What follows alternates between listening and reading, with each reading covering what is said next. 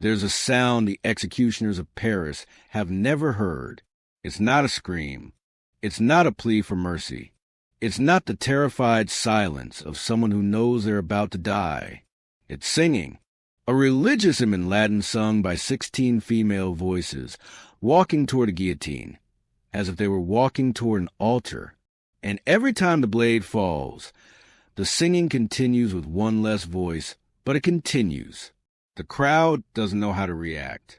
For months, they've been celebrating executions, shouting insults, demanding more blood. But today they're silent. What they're witnessing doesn't make sense. They are the Carmelites of Campini, 16 cloistered nuns who hadn't left their convent in decades. And today the revolution will kill them for it. One of them is named Constance, 29 years old, the youngest. She spent 9 years without leaving the convent. The first thing she sees of the outside world is the guillotine, and she's the first to climb the scaffold. Before walking toward the blade, Constance kneels before an older woman at the end of the line, the prior, and asks, "Permission to die, mother?" The prioress caresses her face. "Go, my child." Constance kisses a small statue of the Virgin hidden in the prior's hand, pushes the executioner aside, and walks toward the guillotine singing. She's the first. She won't be the last. What happens over the next hour will leave Paris silent, a city addicted to executions, stunned into silence by 16 women who refuse to stop singing. This is not legend. It happened on July 17th, 1794, at the bloodiest peak of the French Revolution. And 10 days later, Maximilien Robespierre, the most powerful man in France, the one who signed their death warrant, climbed those same steps. The man who built the guillotine's empire died beneath its blade. But what no one tells you is what happened before that scaffold. How 16 women who had never seen violence were dragged from their homes, stripped of everything they believed in, and told to renounce their faith or die. They chose to die, but not before making a vow that would haunt the revolution for centuries. This is Crown and Dagger, and this is what really happened. If these stories matter to you, support with a like and subscribe. By 1794, France had gone insane. What started as a revolution for liberty had become a machine of death. The promises of freedom and equality had drowned in blood. A man named Maximilien Robespierre controlled the Committee of Public Safety, and he saw enemies everywhere. Aristocrats hiding in attics, priests celebrating secret masses, anyone who didn't applaud loud enough at public executions. The solution was simple. Kill them all. Let God sort them out. Except Robespierre didn't believe in God. In less than a year, the Revolutionary Tribunal sent over 17,000 people to the guillotine. In Paris, executions happened daily, sometimes 30 people in a single afternoon. The executioners developed a rhythm: load, position, drop, next. They could kill a person every 2 minutes when they worked efficiently. The Place Dutron rover, where the Carmelites would die, executed 306 people in just 6 weeks. The ground was so saturated that pools of blood collected in the cobblestones. Neighbors filed formal complaints about the smell. The stench of death had become a public nuisance. But Robespierre had a special hatred for one institution, the Catholic Church. He saw it as an ally of the monarchy, a system that kept people stupid and obedient. So he launched a war against faith itself. Churches were closed or turned into temples of reason. Priests were forced to publicly renounce their vows or face the blade. Religious holidays were abolished. Even the calendar was changed to erase any trace of Christian influence. And wearing a religious habit, that was now a crime punishable by death. For the 16 Carmelites living in their quiet convent in Campania, 50 miles from Paris, this was a death sentence waiting to be signed. In September 1792, soldiers came and expelled them from their home. The nuns were forced into the streets, forbidden to wear their habits, forbidden to live together. But Mother Teresa of St. Augustine, their prioress, refused to let the community scatter. She found 4 small apartments in town where they could live in secret, continuing their prayers and whispers. And then she did something extraordinary. She gathered her sisters and made a proposal. Would they be willing to offer their lives as a sacrifice for France, not to seek death, but to accept it if it came, to offer their suffering so that the bloodshed might end? 2 of the older nuns hesitated. The idea seemed like madness, but Mother Teresa gave them time to pray. Within hours, they returned asking forgiveness for their fear. The community voted unanimously. From that day forward, every morning at 4 a.m., the 16 Carmelites renewed their offering. They prayed that if their deaths could purchase peace for France, God would accept the sacrifice. They didn't know when death would come. They only knew they were ready. For 2 years they waited, praying, hiding, watching as the terror consumed everyone around them. Then in June 1794, someone talked. June 21st, 1794, soldiers broke down the door before dawn. Someone had informed on them. A neighbor, a shopkeeper, someone hungry for the reward the government paid for exposing hidden religious. 2 years of careful secrecy, destroyed by one whisper. The soldiers tore through everything. They found letters, prayer books, religious medals, a small statue of the Virgin, evidence that these women were still living as nuns. The charges: fanaticism and counter-revolutionary activity. In plain language, their crime was praying. The 16 sisters were taken to a former convent, converted into a prison. The irony was cruel. Nuns imprisoned in a building that once protected women just like them. But something strange happened behind those walls. Other prisoners noticed the Carmelites, in a place filled with despair, with people weeping and losing their minds with fear. These 16 women were different. They continued their prayers. They rose at 4 a.m., as they always had. They sang hymns in their cells. They comforted others who were terrified. English Benedictine nuns imprisoned in the same building later wrote about them. They seemed to be preparing for a wedding, not an execution. On July 12th, guards came to transport them to Paris for trial. There was a problem.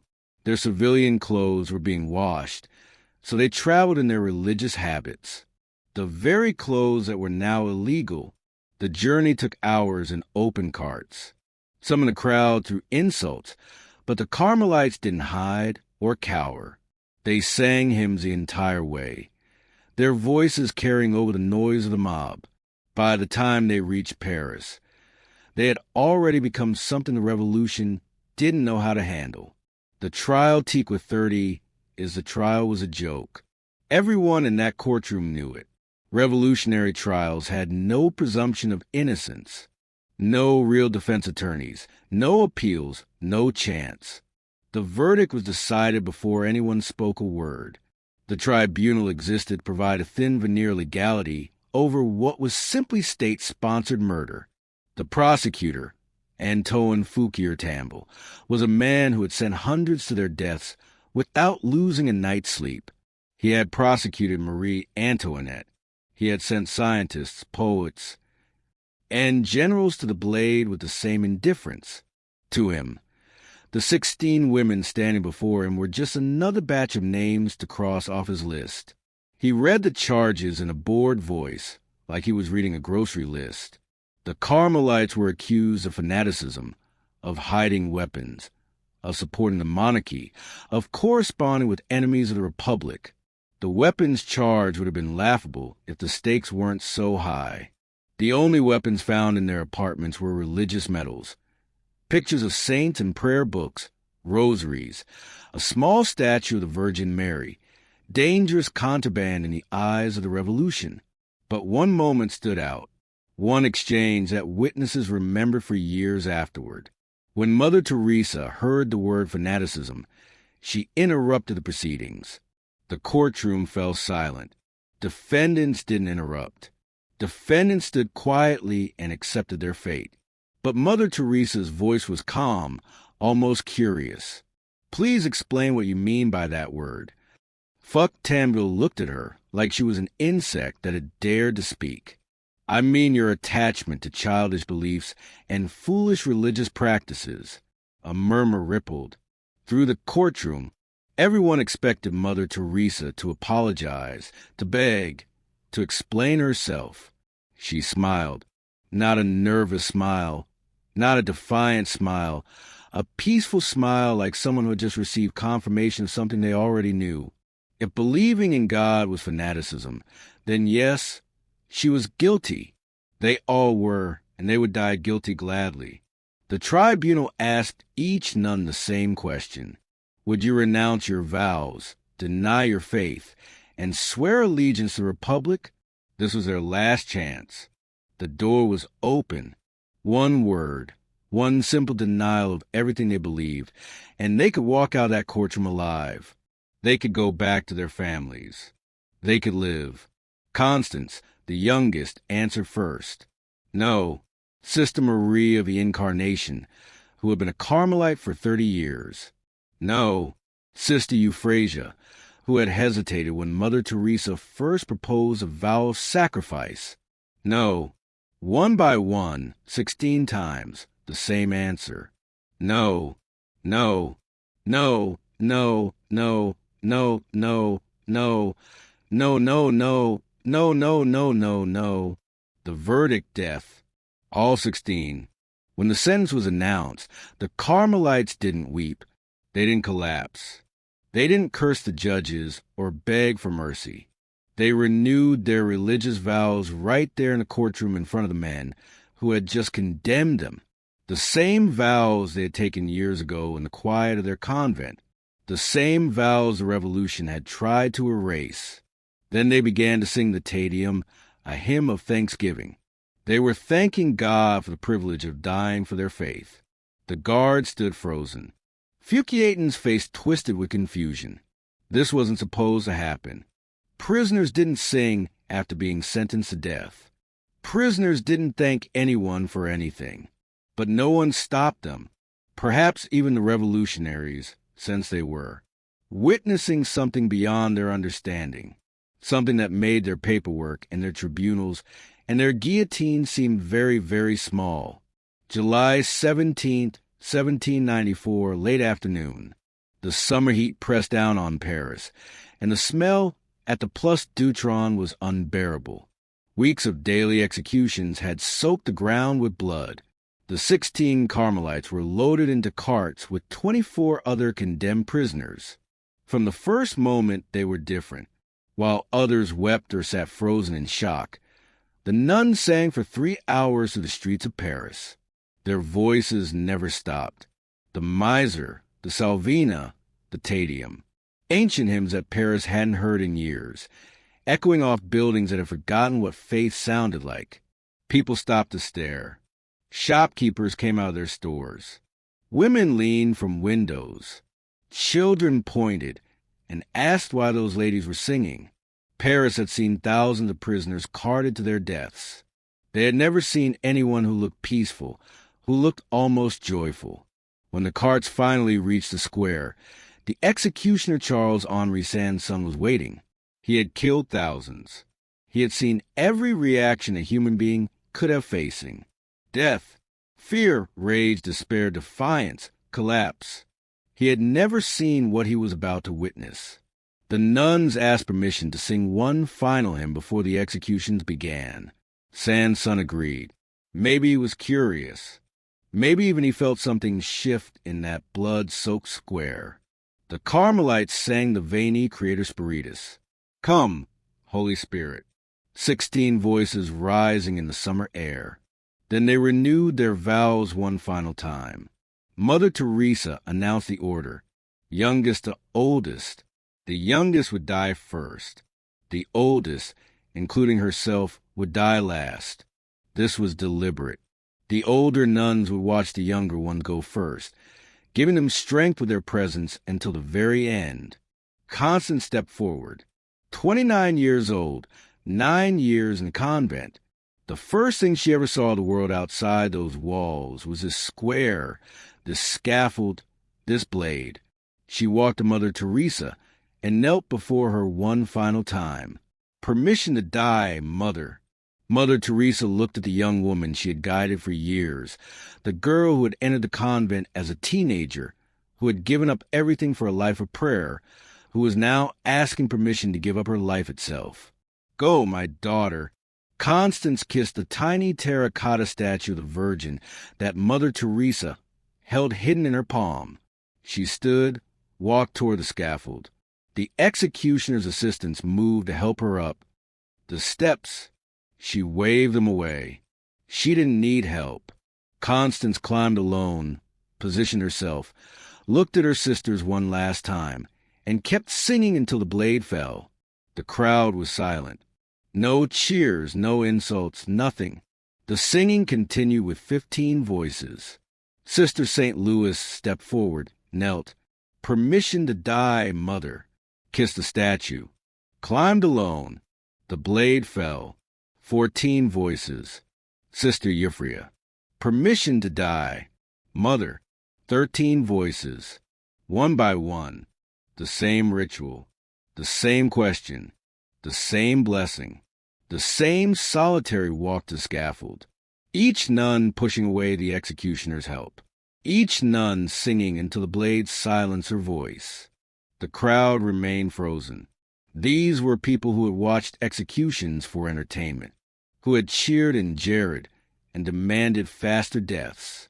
Now they stood in complete silence, watching 16 women transform a killing ground into something they couldn't name. 12 voices, then 10, then 8. Each execution took less than a minute. But to the crowd watching, time had stopped. There was no jeering, no applause, no impatient shouts to hurry up, just thousands of people standing motionless while 16 women turned their deaths into something that looked like worship. Sister Julie of Jarsis, a lay sister who had spent her life doing the convent's manual labor, climbed the scaffold with the same dignity as the choir nuns. She had never learned Latin. She had never studied theology, but she sang the hymns from memory the same way she had sung them every day for decades. Sister Mary of Jesus Crucified was 78 years old, the eldest. She had been a Carmelite for over 50 years.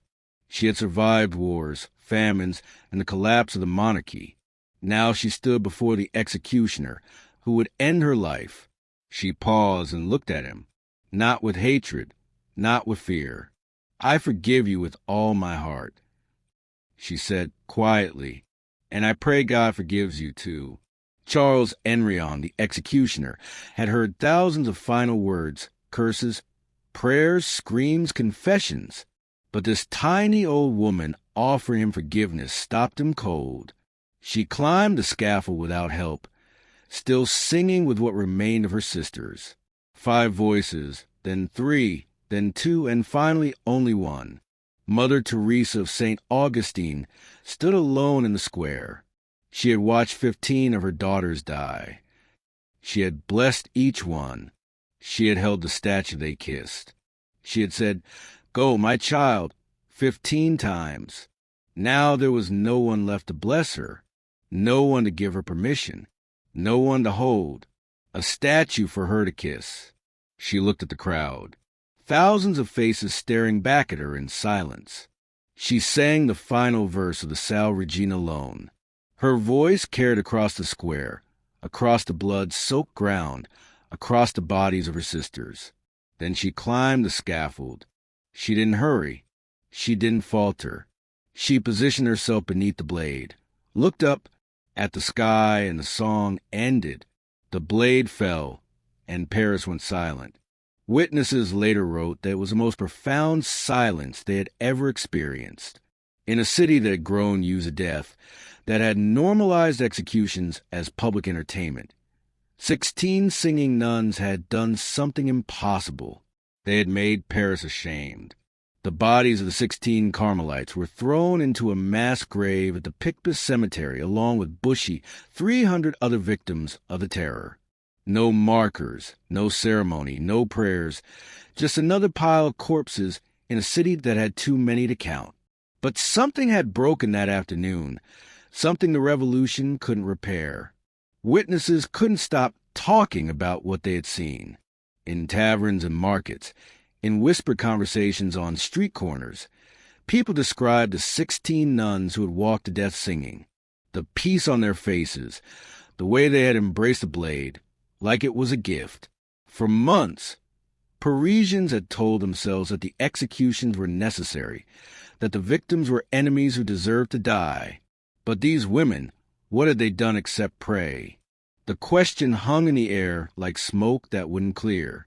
10 days later, on July 27, 1794, Robespierre was arrested. His own allies turned against him. The architect of the terror, the man who had signed thousands of death warrants with a steady hand, suddenly found himself on the other side. The next day, July 28th, Maximilien Robespierre was dragged to the same scaffold where the Carmelites had sung. He did not sing. When the blade fell, witnesses say he screamed so loud it echoed across the square. The reign of terror was over. Coincidence? The revolutionaries who survived said yes. He had just politics, just timing. The death of 16 nuns had nothing to do with the fall of Robespierre. But the people who had stood in that square weren't so sure. Something had shifted on July 17th. The terror had fed on fear. And suddenly 16 women had shown that fear could be defeated, that the guillotine only had power over the body, that you could take everything from someone and still not break them. The English Benedictines who had been imprisoned with the Carmelites survived the terror. When they were finally released, they discovered that the nuns' civilian clothes had been left behind. They kept them as relics, sacred objects stained with the sweat and tears of martyrs. They spent the rest of their lives telling anyone who would listen about what they had witnessed. The Catholic Church took longer to respond. For over a century, Rome said nothing official about the Carmelites. Some historians believe the Church was ashamed of its inability to protect them. Others think the story was too politically dangerous for an institution trying to make peace with France. It wasn't until 1906 that Pope Pius beatified the 16 martyrs. And only in December 2024, Pope Francis officially declared them saints. 230 years, that's how long it took for the Church to officially recognize what the crowd in Paris understood in a single afternoon. There's a cemetery in Paris where the Carmelites are buried. Picpus. It's hidden behind walls away from the tourist maps. Most Parisians have never heard of it. Inside it's quiet. Trees, grass, a small chapel with names inscribed on the wall. Went 300 names. Victims of the terror, most of them forgotten. But 16 of those names still echo. Constance, Marie, Julie, Teresa, women who chose death over betrayal, who answered terror with music, who showed a city drunk on blood what courage actually looked like. Every July 17th, a small group gathers at Picpus. They light candles, they pray, and they sing the same hymns that Constance and her sisters sang 230 years ago. The Salve Regina, the Veni Creator. Voices in a quiet cemetery, keeping alive the memory of voices that once silenced a screaming mob. 16 women who believed their sacrifice could stop a massacre. Were they right? Did their deaths end the terror? History can't prove it, but we know this. 10 days after they died, the architect of the terror died on the same scaffold. And 230 years later, people still remember the names of 16 singing nuns, while the names of their executioners have faded into nothing. Maybe that's the only answer that matters. Maybe the real victory isn't surviving. It's being remembered for what you refuse to surrender. This is Crown and Dagger. We don't sanitize history. We show you what actually happened. If you want more stories the world tried to bury, hit subscribe and drop a comment.